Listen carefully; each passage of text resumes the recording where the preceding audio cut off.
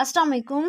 Today we will discuss how can find a determinant of any 2x2 matrix and 3x3 matrix. ठीक है, और फिर हम discuss करेंगे कि हमारे पास सिंगुलर मैट्रिक्स क्या होता है और नॉन सिंगुलर मैट्रिक्स क्या होता है. ठीक है, तो स्टार्ट करते हैं अपना आज का लेक्चर कि हमारे पास डिटर्मिनेंट ऑफ अ मैट्रिक्स यानी 2x2 किस तरीके से फाइंड किया जाता है. ठीक है, से डैट मेरे पास एक मैट्रिक्स गिवन है.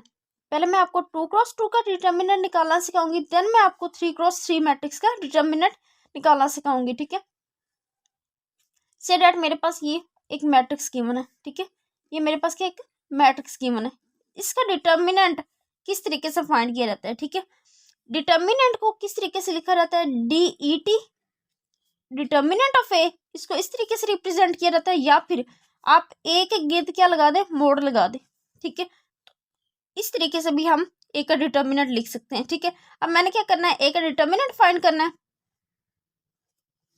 ठीक है, तो किस तरीके से फाइंड किया जाता है, देखिए आप क्या करें कि आप इसके गिर्द भी ब्रैकेट को हटा के क्या लगा दें, इस तरह ब्रैकेट लगा दें.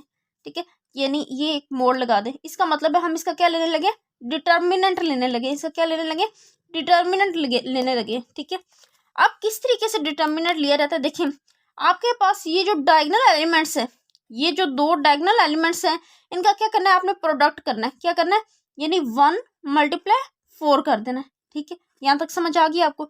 यानी डायगोनल एलिमेंट्स को आपने क्या कर देना, प्रोडक्ट कर देना. फिर आपने क्या लिखना है, माइनस. ठीक है, फिर आपने क्या करना है, जो नॉन डायगोनल एलिमेंट्स है ना, जो नॉन डायगोनल एलिमेंट्स है उनका प्रोडक्ट कर देना. तो यहाँ पे हमारे पास क्या आ जाएगा, 2x3 आ जाएगा. ठीक है, 2x3 आ जाएगा. ठीक है, इसको सिंप्लीफाई करें, ये वहाँ पे हमारे पास क्या आ जाएगा, 4 आ जाएगा, और 2 × 3 हमारे पास कितना आ जाएगा, 6 आ जाएगा. तो यहाँ पे हमारे पास क्या आ जाएगा, -2 आ जाएगा. यानी इस मैट्रिक्स ए का जो हमारे पास डिटर्मिनेंट आया है वो क्या आया, -2 आया. यानी अगर मैं इसको समराइज करूँ तो मेरे पास मैट्रिक्स ए का हमारे पास डिटर्मिनेंट का क्या आया, -2 आया. ठीक है, अब देखिए ये तो बहुत सिंपल था कि 2x2 मैट्रिक्स का हम लोग इजीली डिटर्मिनेंट फाइंड कर सकते हैं. अब अगर हम बात करें कि 3x3 मैट्रिक्स का डिटर्मिनेंट किस तरीके से फाइंड किया जाता है. ठीक है, यहाँ पे आप एक एग्जांपल ले लेते हैं. ठीक है, हमारे पास एक 3x3 का एक मैट्रिक्स गिवन है. ठीक है, अब देखिए मैंने यहाँ पे से डैट मेरे पास एक मैट्रिक्स ए गिवन है, उसमें मेरे पास क्या 1 2 3, ठीक है 2 3 4 5 2 1, ये मेरे पास एक मैट्रिक्स गिवन है.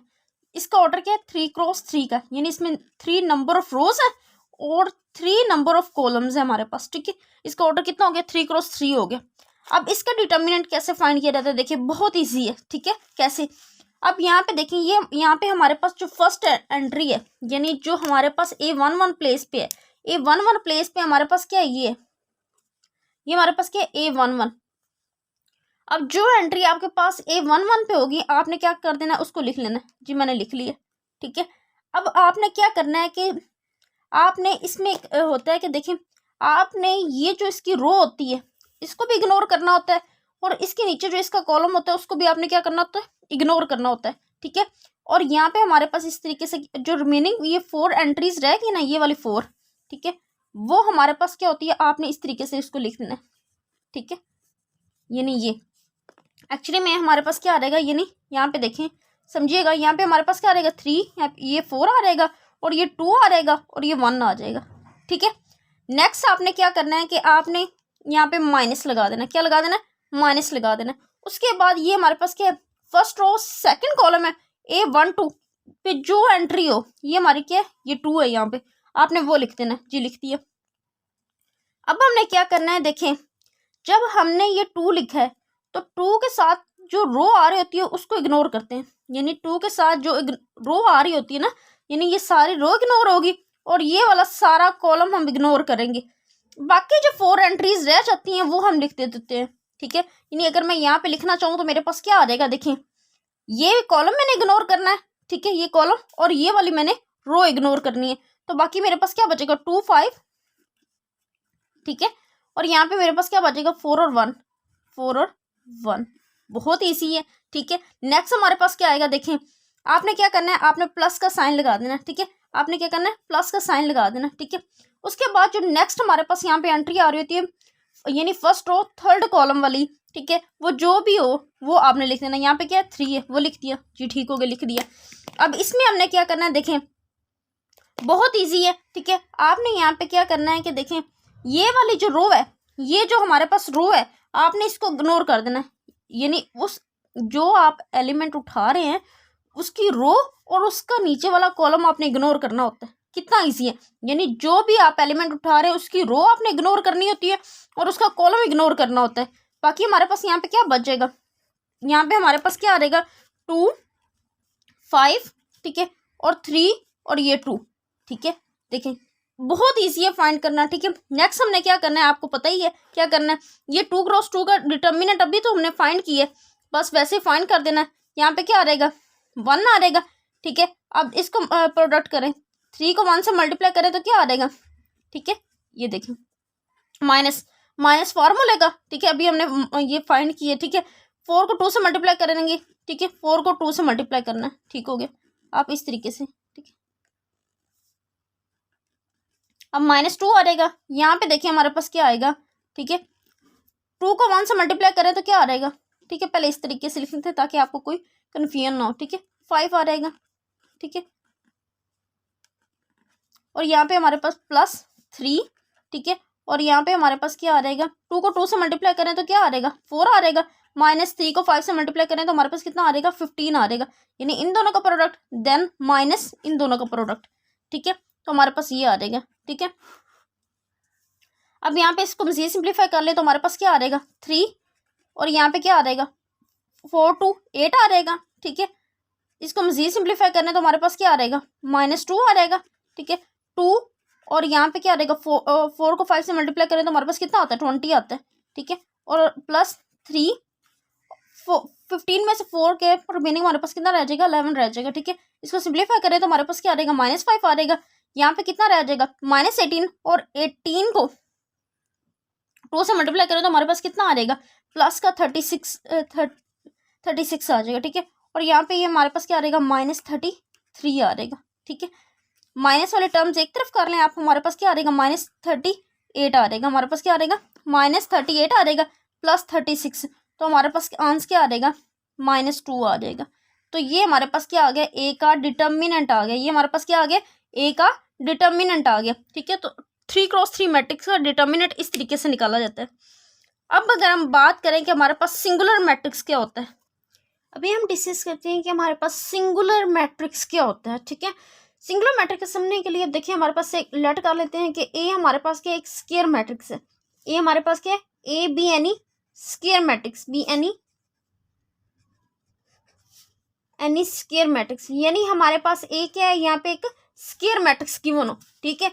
तो इसको सिंगुलर मैट्रिक्स बोलेंगे, ठीक है, इफ अगर हम इसका डिटर्मिनेंट लें, इसका क्या लें डिटर्मिनेंट लें, और वो हमारे पास क्या आ जाए 0 आ जाए, तो इसको हम क्या बोलते हैं, ये हमारे पास कौन सा मैट्रिक्स है सिंगुलर मैट्रिक्स है। ये हमारे पास कौन सा मैट्रिक्स है सिंगुलर मैट्रिक्स, यानी सिंगुलर मैट्रिक्स किसे बोलते हैं, ऐसा मैट्रिक्स, ऐसा स्क्वायर मैट्रिक्स जिसका आप डिटर्मिनेंट लें और उसका आंसर हमारे पास क्या आ जाए 0 आ जाए, ठीक है।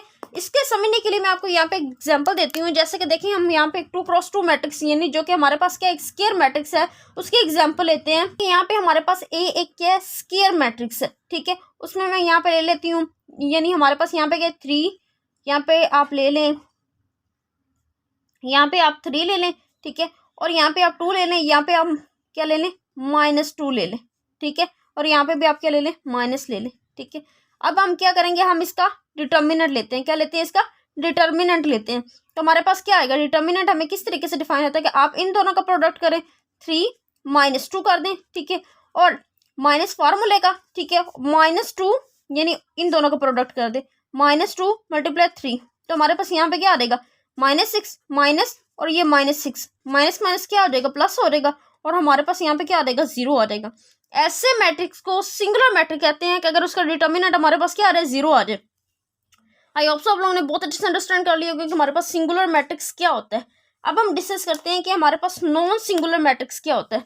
अगर हम बात करें कि हमारे पास नॉन सिंगुलर मैट्रिक्स क्या है, नॉन सिंगुलर मैट्रिक्स हमारे पास ऐसा मैट्रिक्स होता है, यानी से डेट लेट कर लेते हैं कि हमारे पास क्या है ए, हमारे पास क्या है ए बी यानी स्क्वायर मैट्रिक्स है। लेट कर लेते हैं ए बी यानी स्क्वायर मैट्रिक्स है, बी एनी स्क्वायर मैट्रिक्स, आपके पास एक स्क्वायर मैट्रिक्स गिवन हो, ठीक है, आप क्या करते हैं उसका डिटर्मिनेंट लेते हैं, क्या करते हैं आप इसका, हमारे पास क्या एक स्क्वायर मैट्रिक्स हो, ठीक है, आप उसका क्या कहते हैं डिटर्मिनेंट लेते हैं। अगर उसका डिटर्मिनेंट लें और वो हमारे पास क्या है नॉन जीरो आए तो उसको क्या बोलते हैं, नॉन सिंगुलर मैट्रिक्स बोलते हैं। यानी नॉन जीरो आए तो उसको क्या बोलते हैं, नॉन सिंगुलर मैट्रिक्स बोलते हैं, ठीक है। आप लोगों ने बहुत अच्छे से अंडरस्टैंड कर लिया होगा कि हमारे पास नॉन सिंगुलर मैट्रिक्स क्या होता है, ठीक है। यानी हमने प्रीवियस में अभी 2 एग्जांपल्स की हैं, वो हमारे पास क्या थी, उस हमने देखा था कि हमारे पास क्या है, यानी आप देख सकते हैं कि ये हमारे पास क्या नॉन सिंगुलर है। क्यों नॉन सिंगुलर है, इसका जो डिटर्मिनेंट आया वो क्या है, नॉन जीरो है। अगर नॉन जीरो आता है तो उसको क्या बोलते हैं, नॉन सिंगुलर बोलते हैं। और ये हमारे पास क्या 3x3 का मैट्रिक्स है, आप यहाँ पे देख सकते हैं कि ये भी हमारे पास क्या नॉन सिंगुलर मैट्रिक्स है। क्यों, क्योंकि इसका जो हमने डिटर्मिनेंट लिया वो हमारे पास क्या नॉन जीरो है। यानी ऐसा मैट्रिक्स अगर आपको कोई गिवन हो, स्क्वायर मैट्रिक्स गिवन हो, तो आप उसका डिटर्मिनेंट लें तो वो जीरो आ रही है उसको सिंगुलर बोल देते हैं। अगर आप उसका डिटर्मिनेंट लें और वो नॉन जीरो है तो उसको नॉन सिंगुलर बोल देते हैं। एक्चुअली हम सिंगुलर नॉन सिंगुलर की टर्म्स क्यों यूज़ करते हैं, हमने क्या फाइंड करना होता है, हमने किसी भी मैट्रिक्स का इन्वर्स फाइंड करना होता है। तो इन्वर्स फाइंड करने के लिए उस मैट्रिक्स का नॉन सिंगुलर होना ज़रूरी है, ठीक है। अगर वो सिंगुलर होता है तो उसका हम इन्वर्स नहीं फाइंड कर सकते, ठीक है। नेक्स्ट लेक्चर में हम डिस्कस करेंगे कि हमारे पास इन्वर्स मैट्रिक्स किस तरीके से फाइंड किया जाता है। आई होप आप लोगों ने आज का लेक्चर बहुत अच्छे से अंडरस्टैंड किया होगा कि हमारे पास डिटर्मिनेंट किस तरीके से फाइंड किया जाता है, हमारे पास सिंगुलर मैट्रिक्स क्या होता है, नॉन सिंगुलर मैट्रिक्स क्या होता है। अगर आप लोगों को फिर भी कोई डाउट हो तो हम उसे कमेंट सेक्शन में पूछ सकते हैं। आज के लिए इतना ही, अल्लाह हाफिज़।